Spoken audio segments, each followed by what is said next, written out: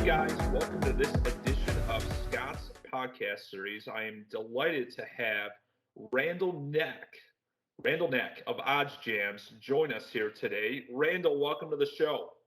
Hey, I appreciate you having me on here today. Absolutely. And one of the GOATs, one of my favorites, Zach Price, said you got to have Randall from OddsJams on. So I'm like, you know what? If Zach Price tells me to have somebody on, it's top priority. So thank you to Zach. I know Zach's been working on many NBA futures. He's the guru of it. Made a lot of great bets propositions. I think on the Russell Westbrook sixth man of the year, he got it at like plus 55. I know he was talking about that the last few weeks.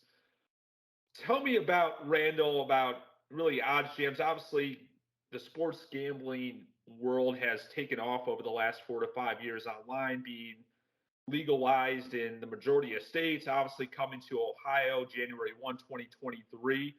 How has it kind of evolved over the last 4 to 5 years when it was just Las Vegas, really the only state that was able to take sports bets? Now it's pretty much everywhere and coming everywhere in most of the states here heading into 2023. Yeah, I mean, you mentioned Las Vegas, and I talk to several customers daily, some of which are located in Las Vegas, and unfortunately, our product's not of much use out there. But speaking of Nevada, Las Vegas, I mean, they're really in the stone ages of sports betting, which is crazy because, like you said, 4 or 5 years ago, it was kind of the mecca of sports betting. Everybody went to Vegas to bet on sports because that was the only place that you could legally do it. I was out there this past August for 3 or 4 days and could not wait to get back home to Illinois. To where I could literally pull my phone up and place whatever bets I wanted to. And so it's definitely, the legalization has come. I mean, it's bloomed, sports betting, or it's boomed sports betting. It's definitely taken off. And you mentioned Zach's futures, kind of to that with OddsJam, just the ability to line shop and kind of the power of line shopping. I mean, there's no reason, if you're looking at a Russell Westbrook future at 55 to 1, there's no reason that you should take that on another sports book at 30 to 1, when you can get 55 to 1. And all of that adds up. And I think that's kind of the number, one missing thing that early, new sports bettors don't realize is, you take a team at -6, -110, you can get that same line at, -6, -105. 5 cents doesn't sound like a lot, but over time it absolutely adds up. And the power of line shopping is definitely something that's very important for all sports bettors, but especially beginners. For sure. And no, I mean, you guys are obviously taking the next level because really, like an average Joe like myself and producer Mike behind the scenes would be like, yeah, we're going to Vegas placing bets. We're not using any analytics, rhyme or reason of betting on XYZ. Nowadays, sites such as OddsJams, and obviously you guys have competitors in the marketplace, can literally pull up all the odds for all the online books simultaneously. You can see where you're getting the best value, able to hedge, arbitrage, etc. This is becoming like a full-time, it seems like the stockbroking, like being a stockbroker of the gambling odds, where people can actually do this for a living. I mean, it's just kind of amazing of just all the tools that you guys have in place. What do you think separates you from your competition, like such as the action networks of the world? Yeah, I mean, I think you kind of hit the nail on the head. Just the number of tools, and really, we've kind of prided ourselves on just the overall education piece of sports betting. We have a YouTube channel that offers a variety of educational pieces. We have a resources page on our website. You in Ohio, you're getting ready to get a ton of risk-free bets here, on the 1st of January. How do you utilize those? Do you bet something -110? Definitely not. You definitely want to take something, that's going to give you some longer odds. I mean, it's a risk-free bet, so you might as well, maximize it on, something say +200, or even something just any, plus money at all. And so I think the education side of things, I think that, the ability to get in touch with someone from our company, whether it's myself or, Alex, the co-founder, or, Matt, who does our content. I mean, we're very, very accessible. in terms of, just being able to reach out, have your questions answered, hop on a phone call. And so I think all of those things, really separate us from any other, sports betting companies that are out there. I don't know many companies that, you can schedule a 15-minute call, with someone from the team and have all of your questions answered. Because it's just not, it's not the way of the sports betting world. There's definitely a lack of education out there. And so trying to fill that gap is definitely something that we do. That's awesome. And I think really you hit the nail on the head too, heading into 2023. People like to talk to like humans, and like everything's like so automated. You got to send an email, you got to do this, and you can't get a hold of anybody with a big time corporation. So that's awesome that you guys put customers first, and you can schedule a call with yourself, the founder, at any time. Let's go more into like the free bets. So like obviously Ohio, and for all the Ohio viewers, obviously where I'm based, obviously Scott Stakes is based nationally, but explain more in depth, like once January 1st, 2023 hits, they can literally go on DraftKings, FanDuel, PointsBet, Barstool, and get all these free bets, which could accumulate into a couple $1,000s of free bets that I don't think the average Joe gambler isn't aware yet in Ohio and all the states coming up on board because they've never seen anything like it before. So elaborate on that, where they can get a bunch of value and free bets right off the bat. Yeah, absolutely. I mean, they all offer, risk-free sign-up offers. I know Ohio, I've seen some things where you sign up for DraftKings already. They're going to give you, $100 on day one on top of, your deposit bonus or whatever the offer is. But, I tell everyone, whether you're in New Jersey and sports betting has been legal there for a couple of years, like the first thing you have to do in starting out is take advantage of every one of those sign-up offers to its fullest potential. If you're only working with a couple $1,000s, obviously you can't do them all at once, but you can do them progressively, and it's definitely something you should do. I mean, the way these sports books, operate, some of them will give you, it's $1,000 risk-free bet. They give it back to you in the form of free bets, and then you can either convert those to cash or bet them again. But like Barstool is very unique in the sense of they give it back to you in site credit. And so with OddsJam, this $1,000 risk-free bet is, I mean, you literally cannot lose anything if you were to actually lose your bet, because we have tools on our website where you can go and you can run through that $1,000 to convert it back into cash. But I would say in terms of those free bets, definitely understanding kind of the terms and conditions is very important. Because if you don't, you can definitely, you can go in the wrong direction. So, we offer, again, articles, things on our website to kind of help with that. But I would say in terms of those free bets, maximizing every single one of them. And if it's a $500 risk-free bet, find a way to bet the full 500. Whether you do it right away or, do it 2 months down the line, it's definitely worth taking full advantage of, because we only get it one time.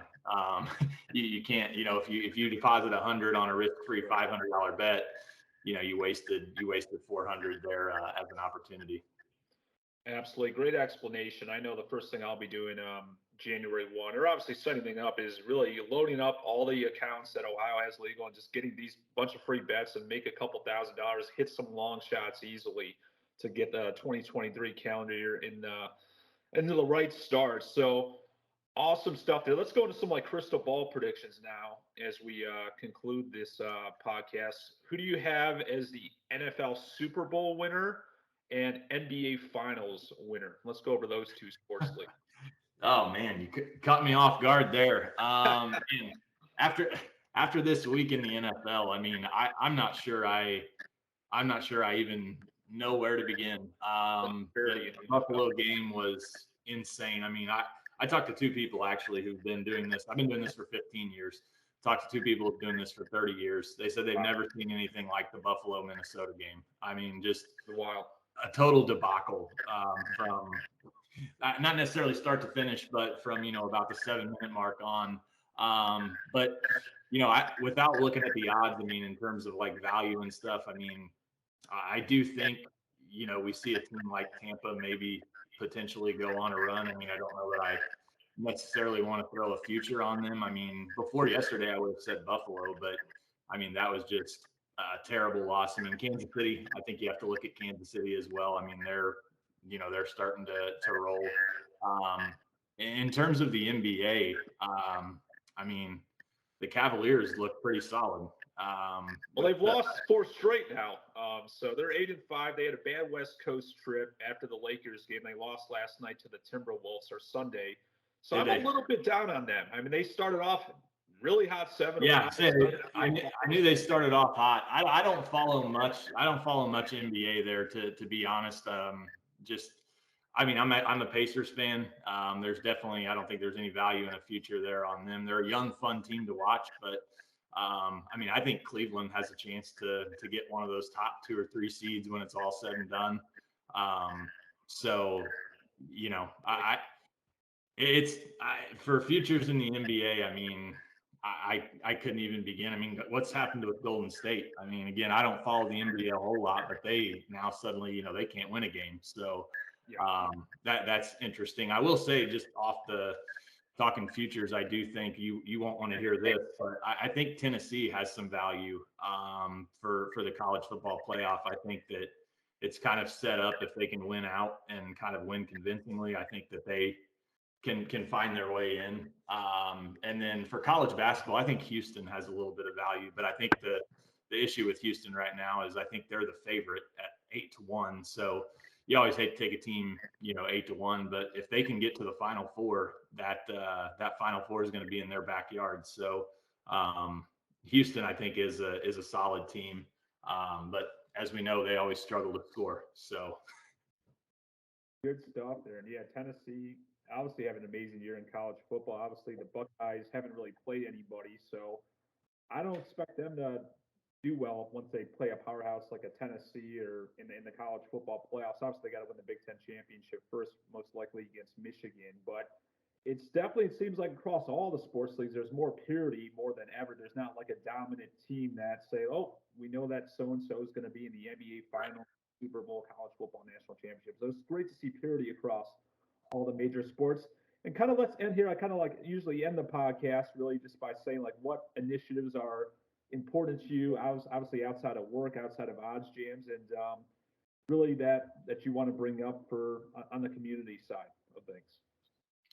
Yeah, I mean, just, you know, I mean, in terms of, I mean, if we're just talking, you know, sports betting, if we want to talk about that, I mean, maybe not community related in a sense, but I'm big into sports betting. But I think that, you know, just the education as sports betting becomes legal, you know, educate yourself. I think that is the number one thing.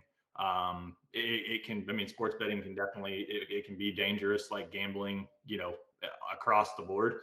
And so I think educating yourself, and I think just, you know, always knowing kind of your limits. I think the biggest mistake people make is you see a lot of people, they bet $100, you know, per game is kind of their standard amount. And, you know, the way I do things, if you're going to bet $100 a game, you need a $10,000 bankroll. And most people that are betting 100 a game don't have a $10,000 bankroll at their disposal. And so, you know, betting in over your head, chasing losses, I think just being careful. Like I said, sports betting can be fun. You can make money doing it, but you have to be responsible. You have to educate yourself. You know, and like I said, we're, again, not to go back to OddsJam, but we're happy to, you know, kind of fill that role. And I used to be a teacher for 10 years. So, you know, it's kind of, it's in my blood to help people and, you know, try to educate people the best I can. No, that's fantastic. And obviously, fantastic point. Gamble responsibly is the key. Don't bet that you can't afford to lose. But then again, like, you have sites such as OddsJams that really kind of make this a strategic process, a legit process for you to be profitable, not just bet like an average Joe, just betting the board, as my buddy Elio in Barnonia Barstool says. It's betting responsibly, using analytics, using tools to like really make your bets into value and proposition, and really taking the loss side out of the equation. So guys, definitely check out oddsjams.com. It is fantastic. I just got a free membership trial that I'm going to explore more. And anything else before we head out, Randall? No, I appreciate you having me on, and looking forward to I mean, NFL playoffs. What, we're already in week 11. going to be here before we know it. So excited for that. Excited for the college football playoff. I think we're setting up for a lot of drama there, especially if TCU can run the table. I saw the opening odds this morning. I think LSU is a 16-point dog to Georgia. So I don't know if LSU can cause some chaos, but this might be the one year where 8 teams is necessary. So I'm looking forward to that for sure. Oh yeah, it's about time college football expands your play to like really it should be like 16 teams in my opinion, but that'll take decades as it always does in the college sports scene. But Randall, thanks again for coming on. We'll definitely stay in touch. Have a fantastic week, my friend.